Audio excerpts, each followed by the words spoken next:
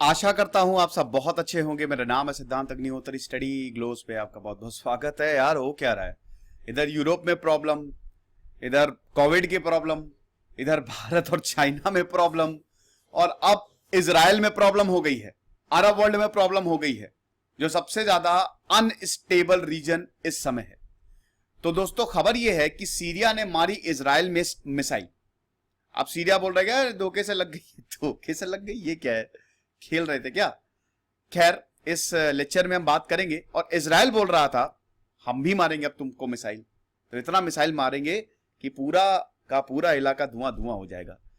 Channel को subscribe करो यार, अभी इसी वक्त, तुरंत, नाउ सबसे पहले नोटिफिकेशन आएगी और सबसे पहले लेक्चर्स भी आपको यहीं पे ही मिलेंगे। और क्वालिटी लेक्चर, सब कुछ तो हमने कवर किया ही है, कर ही रहे हैं।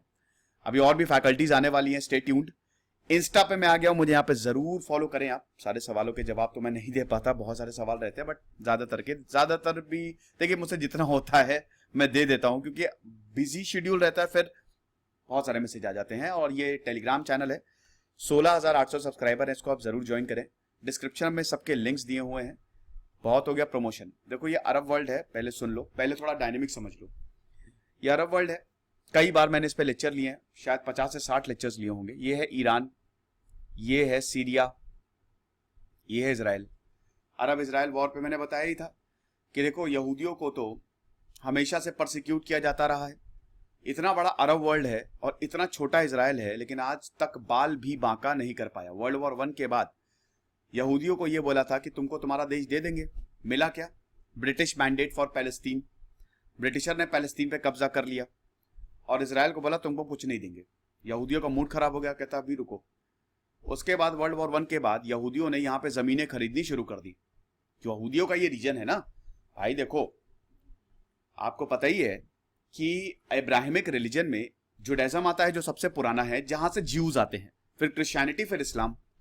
सबसे पहले जुडाइज्म आया, तो ज्यूज जो है वो इजराइल से ही तो आए ना। अपने ये होली यरूशलेम को होली लैंड, लेवेंट भी बोला जाता है, पवित्र धरती बोला जाता है, क्योंकि ये तीनों धर्मों के लिए, चाहे वो क्रिश्चियनिटी और जीसस क्राइस्ट ने अपनी पूरी टीचिंग्स यहां पे यरूशलेम में फैलाई है कि नहीं। क्रूसिफिकेशन भी यहीं पे, फिर प्रॉफिट ने भी यहां पे, यहां से इस्लाम ने, मतलब प्रॉफिट ने यहां से जन्नत का रास्ता तय किया था, यहां पे टीचिंग्स फैलाई। और ज्यूज के लिए तो सबसे पवित्र है ही, क्योंकि ज्यूज यहां से आते हैं।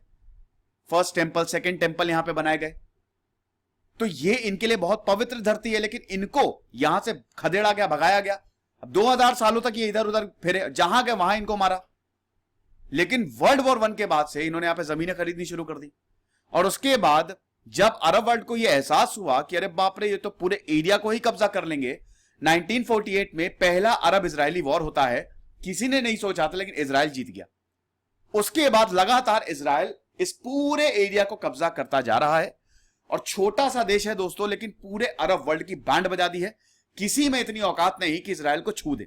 6 डे वॉर में तो निस्तना नाबूद कर दिया। अब ईरान पे आ जाओ, और सीरिया देखो, ये सीरिया, इजिप्ट, जॉर्डन, इन सबसे इजराइल की दुश्मनी बहुत पहले से है। सीरिया और इजराइल की तो स्पेशली।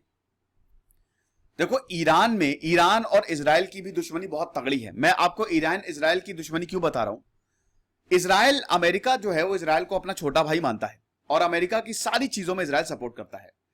ईरान के ऊपर हमेशा से यह आरोप लगता रहा है, ईरान एक शिया नेशन है, ईरान के ऊपर यह आरोप लगता रहता है कि ईरान न्यूक्लियर फैसिलिटी बना रहा है।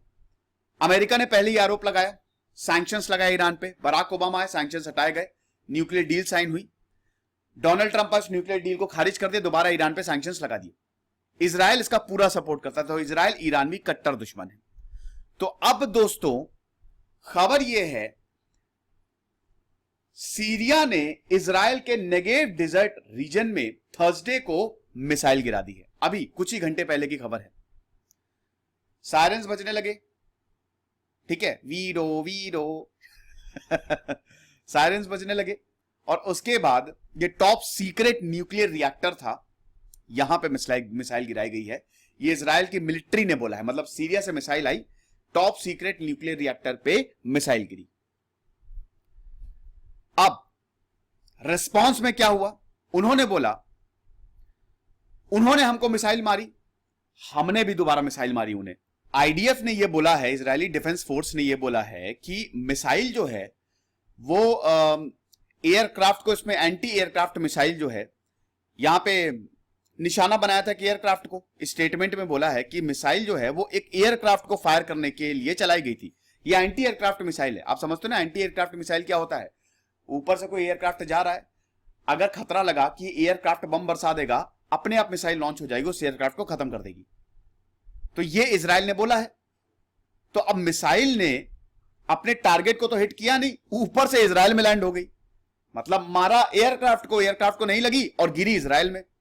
अब उसके बाद इजराइल तो इजराइल, उसने बोला है कि हमने सीरियन मिसाइल बैटरीज और बाकी मिलिट्री टारगेट्स को उड़ा दिया। ये सीरिया ने बोला है। नेबरिंग सीरिया में जो भी मिसाइल बैटरीज हैं और जो मिलिट्री टारगेट्स हैं, वहां पे इन रिस्पॉन्स हमने हमला किया है। और उसके बाद हर जगह अफरा तफरी मच गई। रूटर्स के हिसाब से एक्सप्लोजन हुए हैं, आवाजें सुनी जा सकती हैं। और इजराइल मीडिया ने भी कुछ हफ्ते पहले बोला था कि जो एयर डिफेंस है दिमोना और रेड सी पोर्ट एलात के आसपास, यहां डर है कि ड्रोन अटैक हो सकता है हमारे एरिया में। इजराइल बोल रहा है कि हमारे एरिया में सीरिया और इधर ईरान दोनों ही अटैक कर सकते हैं। अभी मैंने बताया ना कि ईरान और इजराइल की बिल्कुल भी नहीं बनती है। अब दोस्तों ये तो मिसाइल से अटैक हो रहे हैं, खतरनाक बहुत बहुत ज्यादा है। ये इस समय का सबसे खतरनाक पल है, क्योंकि इजराइल और सीरिया की दुश्मनी आज से नहीं, बहुत पहले से है। और इसमें इजराइल बोल रहा है कि ईरान भी इन्वॉल्व है। इधर यूरोप में रशिया, यूक्रेन, अमेरिका भिड़े हुए हैं। इधर भारत, चाइना, पाकिस्तान में सिविल वॉर टाइप की कंडीशन आ गई है। और इधर इजराइल, सीरिया, हो क्या रहा है? ये सच में वर्ल्ड वॉर 3 की तरफ इशारा है क्या?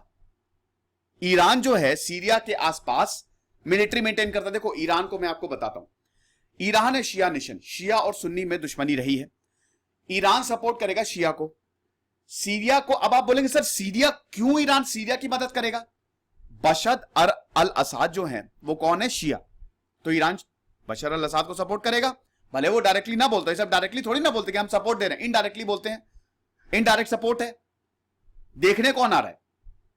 ऐसे बोलो ऑफिशियली कि हम उसको सपोर्ट नहीं करते हैं, और पीठ पीछे एकदम दरवाजे के पीछे खूब सपोर्ट दो। और इधर जो सीरिया में लड़ रहे हैं जो रिबेल्स हैं वो हैं सुन्नी, समझे? तो इसमें धार्मिक एंगल भी सामने आ गया है।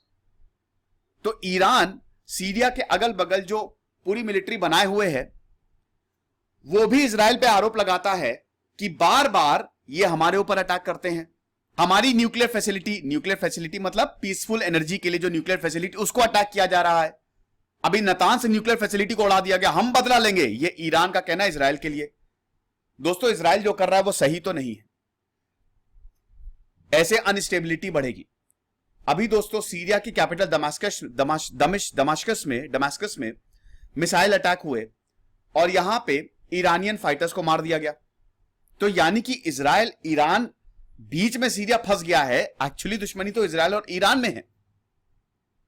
अब दोस्तों ये वाला जो मिसाइल अटैक हुआ, इजरायली आर्मी ने बोला है कि मिसाइल हमारे नेगेव रीजन, जो डेजर्ट रीजन है, वहां पे लैंड हुई।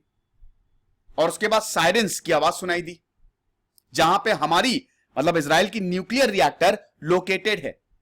हालांकि अभी पे इस पे कोई ऑफिशियल अनाउंसमेंट नहीं हुई है, लेकिन हां धमाका सुना जा सकता था। तेहरान न्यूक्लियर प्रोग्राम में दोनों की वैसे भी नहीं बनती और दोनों एक दूसरे पे अटैक कर रहे हैं। अब दोस्तों इसमें पिस्ता कौन है? इसमें पिस्ता आम जनता। ईरान बोल रहा है कि हमारा nuclear program, Tehran nuclear program peaceful purposes के लिए है। आप लोग न्यूक्लियर, देखिए इजराइल भी एक न्यूक्लियर नेशन है, तो आप लोग न्यूक्लियर पावर बनो, वो ठीक है। ये बात भी बिल्कुल सही कह रहा है ईरान। मैं उसका रीजन बताता हूं। देखिए अमेरिका का जो स्टांस रहा है ना, ये जो न्यूक्लियर नेशन है ये बड़े डिस्क्रिमिनेटरी हैं। अमेरिका चाहता है कि वही न्यूक्लियर नेशन बना रहे। एनपीटी जब 1969 में, नॉन प्रोलिफरेशन ट्रीटी, भारत ने आज तक उसको साइन नहीं किया। क्यों नहीं किया? अमेरिका ने यह बोला 1969 में कि आज से पहले जिसने न्यूक्लियर टेस्ट किया वही न्यूक्लियर नेशन है, इसके बाद आप कोई टेस्ट नहीं करेंगे। भारत ने बोला मजाक है क्या? हम इस ट्रीटी पे साइन बिल्कुल कर देंगे, लेकिन बदले में हमको आप ये सुनिश्चित करो कि आप भी अपने न्यूक्लियर वेपन्स खत्म करोगे। आप हमसे बोल रहे हो कि हम न्यूक्लियर टेस्ट ना करें और आप न्यूक्लियर पावर बन के बैठे हुए हो और हमारे पास तो इधर चाइना है, इधर पाकिस्तान है। पाकिस्तान किसी की सुनता नहीं, चाइना के पास ऑलरेडी न्यूक्लियर वेपन है। हम पागल हैं क्या? हम नहीं साइन करेंगे। तो आज तक भारत ने एनपीटी साइन नहीं किया, बहुत ही सही है। और खैर भारत की न्यूक्लियर डॉक्ट्रिन बहुत बढ़िया है, first use no first use, कि हम पहले किसी पे वार नहीं करेंगे। तो ये जो है ना दोगला स्टांस तो है, ये मतलब डिस्क्रिमिनेटरी है। तो ईरान यही बोल रहा है कि हमारा न्यूक्लियर प्रोग्राम पीसफुल पर्पसेस के लिए, लेकिन जो ईरान कर रहा है वो भी बहुत ज्यादा खतरनाक है। देखिए इसमें दिक्कतें बहुत ज्यादा होंगी, क्योंकि अगर अनस्टेबिलिटी बढ़ी, बेटा ये ऑयल वाला रीजन है, तेल निकलता है यहां से, तो अगर अरब वर्ल्ड में अनस्टेबिलिटी बढ़ी तो भारत में डायरेक्टली इफेक्ट करेगा ये।